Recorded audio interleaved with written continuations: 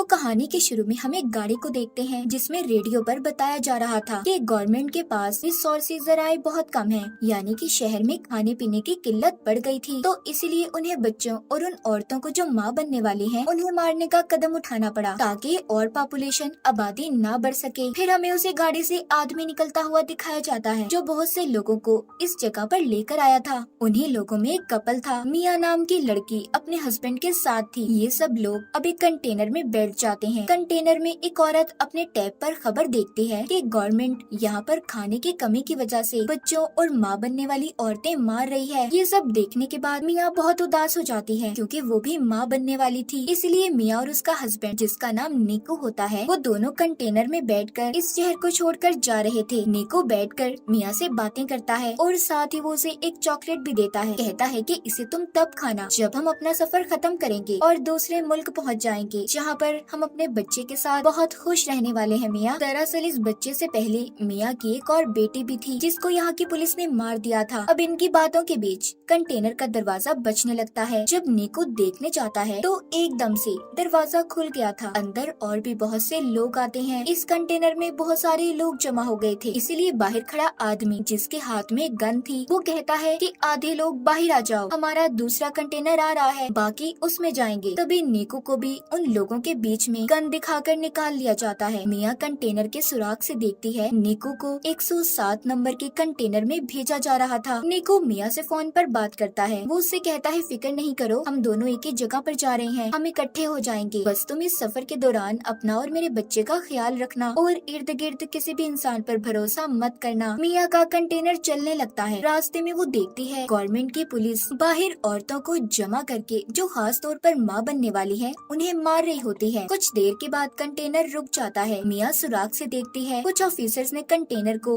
तलाशी के लिए रोक लिया था। अब कंटेनर को खोलकर जब चेक किया जाता है तो वो उन्हें पूरा खाली मिलता है। दरअसल इस कंटेनर के अंदर छुपने की खुफिया जगह थी, सभी लोग उधर छुप गए थे। ऑफिसर जब गोली चलाता है तो उसे भी पता चल गया था कि अंदर खाली बहुत सी जगह है। अब पुलिस ऑफिसर सबसे कहता है देखो खुद ही सब लोग बाहर आ जाओ वरना तुम्हें ऐसे ही मार दिया जाएगा। ये सुनकर मिया उस कंटेनर के अंदर रखे डब्बों के ऊपर चढ़ गई थी। तभी वहाँ पर एक लड़की भी जान बचाने की खातिर दरवाजा खोल देती है। जैसे ही वो बाहर आती है ऑफिसर ने उसके सर पर गोली चला दी थी और फिर एक एक करके सबको मार दिया जाता है। सबको खत्म करने के बाद ऑफिसर ये हुक्म देता है कि यहाँ से लाशों को ठिकाने पर लगाकर कंटेनर को साफ करके शिप में भेज दिया जाए। ऑफिसर के आदमी ऐसा ही करते हैं। मिया जो कि ऊपर की तरफ जाकर छुप गई थी, अब वो नीचे आती है और निको को फोन लगाकर बात करने की कोशिश करती है, मगर निको का फोन बंद आ रहा था। इससे मिया बहुत ज्यादा परेशान हो गई थी। फिर वो वहाँ पर उन्हीं मरे हुए लोगों के सामान को देखने लगती है जो कंटेनर में थे। उसे एक बैग से ड्रिल मशीन, चाकू, लाइट मिलती है और भी बहुत सी चीजें थी। मिया का कंटेनर शिप में रखवा दिया जाता है। रात भी हो गई थी। तभी समंदर में तूफान आ गया था। उस तूफान की वजह से मिया का कंटेनर जोर जोर से हिलने लगता है। वो मदद के लिए बहुत चिल्लाती है, मगर यहाँ पर कोई भी उसकी आवाज सुनने वाला नहीं था। कंटेनर अब और भी ज्यादा जोर जोर से हिलने लगा था, जिस वजह से मिया का सर एक बॉक्स पर लगता है। वो बेहोश हो गई थी। अब जब सुबह होती है और मिया को होश आता है तो देखती है कि उसका कंटेनर बाकी कंटेनर्स की तरह समंदर में डूब रहा है। वो निको को कॉल करने की भी कोशिश करती है, मगर उसका फोन भी टूट चुका था। पास ही से उसे बहुत सी आवाजें आ रही थी जो कंटेनर में बंद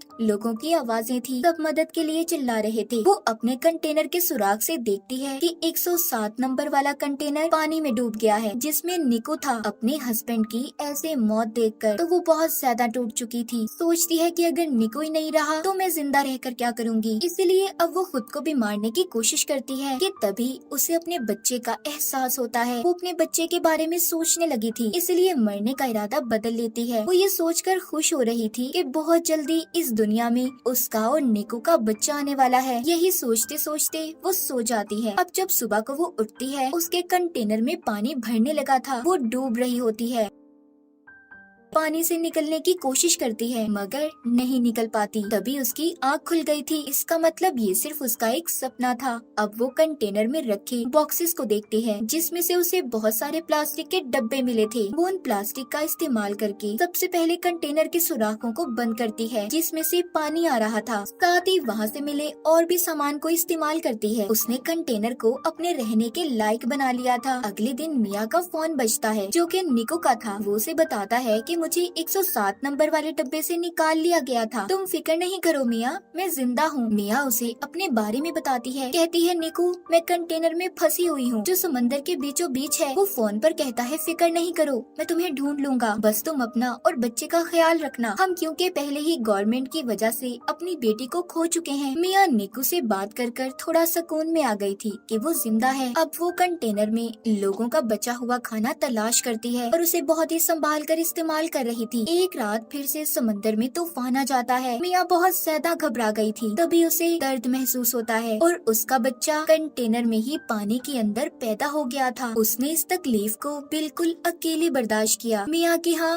बेटी हुई थी जिसे देखकर वो बहुत खुश होती है। उसने उसे अपने गले लगा लिया था। वो अपने बेटे का बहुत ख्याल रखती है। आहिस्ता आहिस्ता मिया भी ठीक हो गई थी मगर अब उसके पास पड़ा खाना भी खत्म होने लगा था। वो सोचती है कि आखिर कब तक वो ऐसे ही इस कंटेनर में बंद रहेगी। तभी उसे अपने सामने पड़ी ड्रिल मशीन नजर आती है। ये उस मशीन को लेकर कंटेनर के ऊपर रास्ता बनाने की कोशिश करती है। तभी इसकी बेटी भी रोने लगी थी। ये नीचे आती है और अपनी बेटी को संभालती है। अगले दिन फिर से ये रास्ता बनाने का काम करती है मगर अब ड्रिल मशीन भी बंद हो गई थी। मिया ने गुस्से में उस मशीन को फेंक दिया था। तब इसे चाकू नजर आता है। ये अब उस चाकू का इस्तेमाल करती है मगर चाकू भी टूट गया था। मिया देखते हैं कि उसके पास अपना पीने के लिए पानी बचा था और ना खाने के लिए खाना। उसकी हालत बहुत ज्यादा खराब थी। वो बेहोश हो जाती है। उसे अपनी बेहोशी की हालत में अपनी बेटी नजर आती है जिसको गवर्नमेंट ने मार दिया था। उसे अपने पास निको भी महसूस होता है जो उससे बस यही कह रहा था, मिया इसमें तुम्हारी कोई गलती नहीं, तुमने हर कोशिश की। कि तभी मिया के मुंह पर बारिश का पानी गिरता है। उसे होश आ गया था। वो अब एक कपड़े को फंसाकर कंटेनर के उस हिस्से को खींचती है जिसमें उसने सुराख किए थे। मिया की मेहनत रंग ले आई थी। रास्ता खुल जाता है। वो पहले तो डब्बों में पीने के पानी को जमा करती है। फिर जब वो बाहर आती है तो देखती है उसका कंटेनर समंदर के बीचों बीच था जहाँ पर दूर दूर तक उसे कोई भी नजर नहीं आता। वो अब अपनी बेटी को लाकर आसमान और समंदर दिखाती है। कहती है हम यहाँ से जरूर निकलेंगे। तभी उसे समंदर में मछलियाँ नजर आती हैं। मिया को ये देखकर एक आइडिया आता है। वो मछलियाँ पकड़ने वाला एक कांटा बनाती है जिससे वो मछलियाँ पकड़ने की कोशिश कर रही थी मगर उससे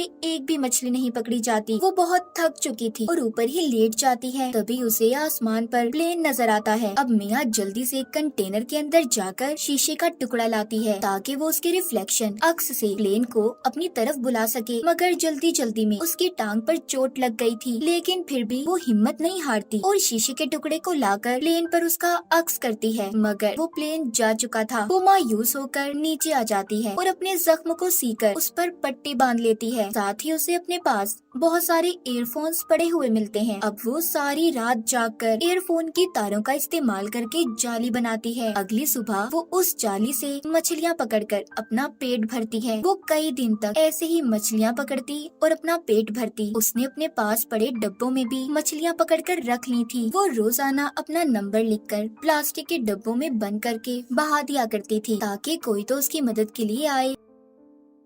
एक रात उसे निको का फोन आता है जो कहता है मिया मुझे माफ कर दो, मैं तुम्हें बचाने नहीं आ सका। हमारे कंटेनर को पुलिस ने पकड़ लिया है, मुझे गोली लगी है। मिया कहती है निको हमारी बेटी हुई है जो बिल्कुल तुम्हारे जैसी है। वो उसे अपनी बेटी की आवाज भी सुनवाती है कि तभी उसका फोन बंद हो गया था। मिया बहुत रोती है और कंटेनर के ऊपर ही सो गई थी। ऐसे ही उसे कंटेनर में रहते 32 दिन गुजर जाते हैं। कंटेनर में जितना भी सामान था सब मिया ने इस्तेमाल कर लिया था जो जो उसके काम सकता था। अब वो कंटेनर के ऊपर डब्बों का इस्तेमाल करके एक छोटी सी कश्ती बनाती है जिसमें उसने अपनी बेटी को लिटा दिया था और मछलियाँ जमा करती है कि तभी उसे एक परिंदा नजर आता है जिसे देखकर वो सोचती है कि आसपास जरूर कहीं खुशकी होगी। थोड़ी देर में रात भी हो जाती है। मिया के कंटेनर में पानी भरने लगा था। उसकी बेटी की तस्वीर कंटेनर में गिर गई थी। मिया जब उसे लेने जाती है तो उसका पाँव रस्सी में फंस गया था। तभी ऊपर से उसकी बेटी की छोटी कश्ती पानी में बह गई थी। मिया किसी तरह अपने पाँव को जैसे तैसे छुड़वाकर बाहर आती है, मगर अब उसे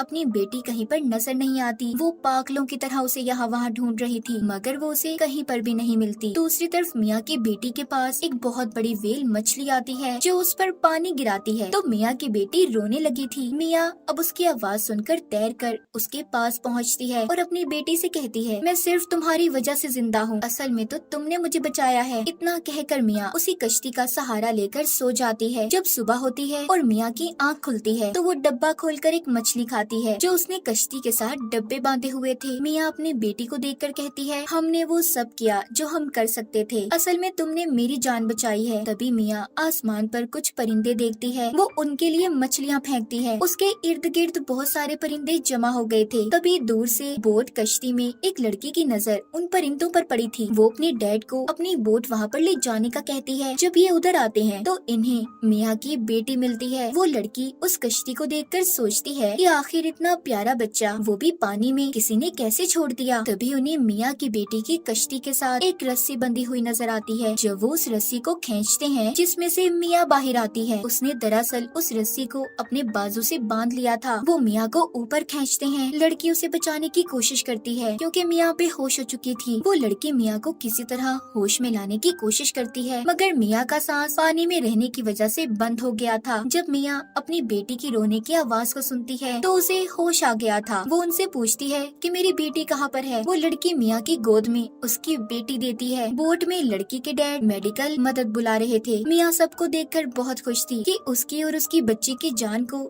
इन लोगों ने बचा लिया। वो अपनी नई जिंदगी के बारे में सोचकर रोने लगती है। मिया ने बहुत सी मुसीबतों का सामना किया था, आखिरकार उसने अपनी और अपनी बेटी की जान को बचा लिया। माँ बनने की ताकत ने उससे हर वो काम करवाया जिसके बारे में उसने कभी सोचा भी नहीं था। उसने एक बहादुर लड़की की तरह कंटेनर में बहुत से दिन गुजारे। मिया की इसी बहादुरी को दिखाते हुए इस फिल्म की कहानी भी यहीं पर खत्म हो जाती है।